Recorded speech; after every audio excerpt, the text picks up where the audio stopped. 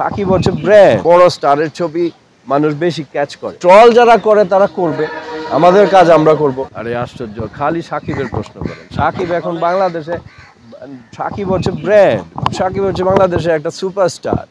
ওর ছবির বাজেট হয় ধরেন 5 কোটি 7 কোটি টাকা, আমেরিকাতে শুটিং হয়।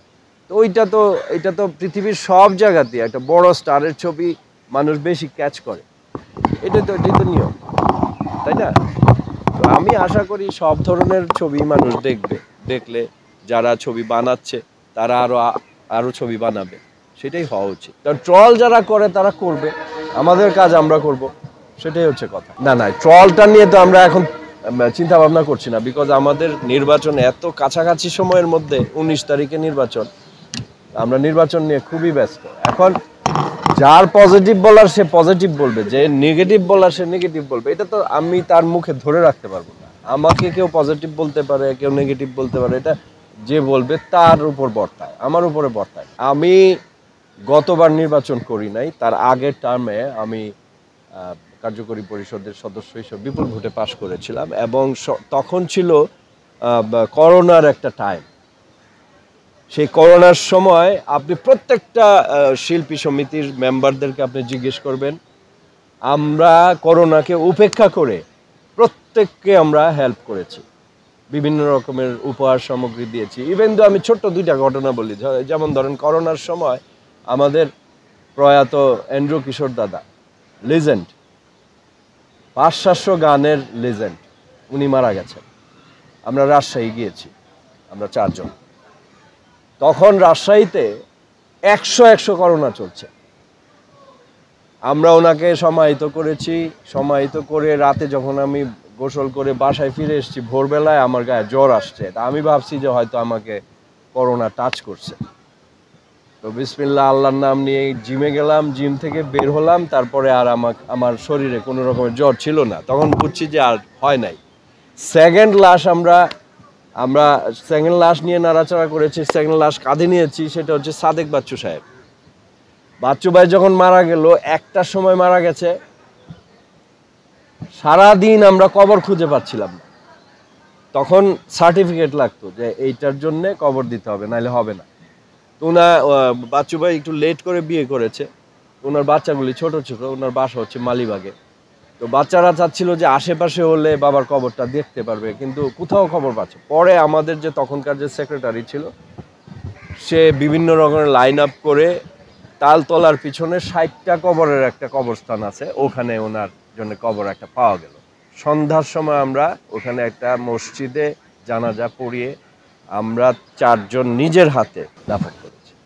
তো আমার একটা টাইম গ্যাপ দিয়েছি 2 বছরের, এবার আবার করছি শুধু কাজ করার জন্য। আমি একটু ভালো কাজ করব আমার ভাই বোন বন্ধুদের জন্য, শিল্পী সমিতিতে যারা আছে, এটাই আমার টার্গেট, আর কোনো টার্গেট না।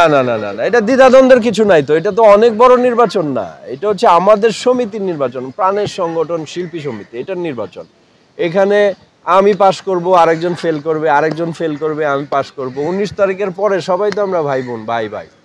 এটা নিয়ে এত দ্বিধাদ্বন্দ্বের কিছু না। এটা তো সংসদ নির্বাচন না। পাশ ফেল তো জীবনে আছে, পাশ ফেল থাকে না। আমরা ছোটবেলায় ফুটবল খেলতাম, মনে করো আমরা হেরে যেতাম, একটু মন খারাপ হতো, পরে আবার তো আমরা মিলেই যেতাম।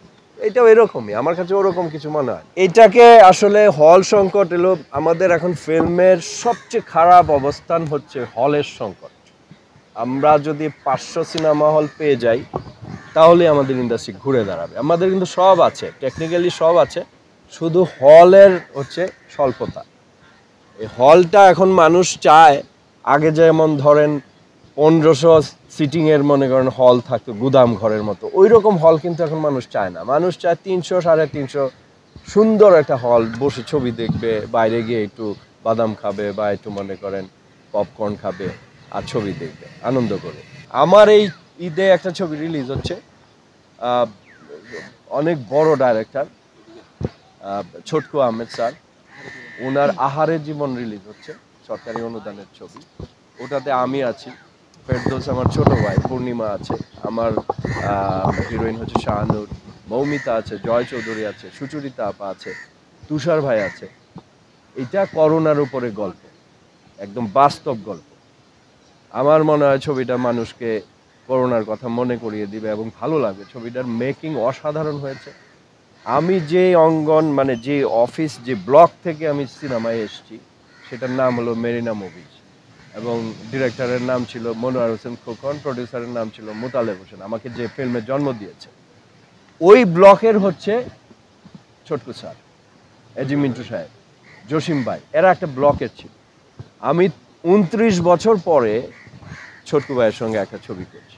আমি আপ্রাণ চেষ্টা করেছি আমার অন্তর দিয়ে আমি যেন ভালো অভিনয় করতে পারি। সবাই বলছে ভালো অভিনয় করছি, এখন দর্শক যদি বলে ভালো তাহলে ভালো। আমি আশা রাখবো দর্শক আপনারা হলে গিয়ে আরে জীবন ছবিটা দেখবেন। আর 11টা ছবি রিলিজের কথা যেটা বললেন, হ্যাঁ এখন আপনি বাজারে যদি প্রোডাক্ট বেশি চলে আসে তখন সেখানে ডিভাইড হয়। অবভিয়াসলি রাজকুমার অনেক হল নিয়ে নিবে, তারপরে হয়তো দেখা গেলো বাকি ছবিগুলো হয়তো 10টা 12টা 15টা এরকম করে হল পাবে। এখন ওদেরকে দমানো যাচ্ছে না, ঈদের সময় মানুষ একটু ছবি বেশি দেখে, চায় যে আচ্ছা আমারও একটু ব্যবসাটা হোক, একটু নাম ধাম হোক। এই তো আমি নির্বাচন করছি নিপুণ মাহমুদ কলি প্যানেল থেকে আন্তর্জাতিক বিষয়ক সম্পাদক। আপনারা সবাই দোয়া করবেন আমি যেন উইন হই এবং আমি যেন আমাদের সমিতির হয়ে কাজ করতে পারি।